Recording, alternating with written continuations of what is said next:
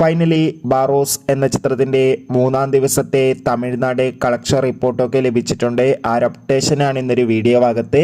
വീഡിയോയിൽ വരുമ്പോൾ video like ചെയ്യുക, ചാനൽ സബ്സ്ക്രൈബ് ചെയ്യുക. ഡിസംബർ മാസം ഇനിയും ധാരാളം ചിത്രങ്ങൾ OTT റിലീസ് ചെയ്യാൻ പോവുകയാണ്. ചാനൽ ഭാഗം പരിശോധിച്ചാൽ നിങ്ങൾക്ക് കാണാൻ വേണ്ടി സാധിക്കുന്നതായിരിക്കും. മോഹൻലാൽ നായകനെത്തി മോഹൻലാൽ തന്നെ സംവിധാനം ചെയ്ത ചിത്രമായിരുന്നു ബാറോസ്. ചിത്രത്തിനൊരു ബിലോ ആവറേജ് അഭിപ്രായം മാത്രമാണ് ഇപ്പോഴും പുറത്തുനിന്നിരിക്കുന്നത്. എന്നാലും എല്ലാ സിനിമാ പ്രേമികളും ഒരേപോലെ ചിത്രത്തിൻ്റെ ഓരോ ദിവസത്തെയും കളക്ഷൻ റിപ്പോർട്ട് അറിയാൻ വേണ്ടി കാത്തിരിക്കുകയാണ്.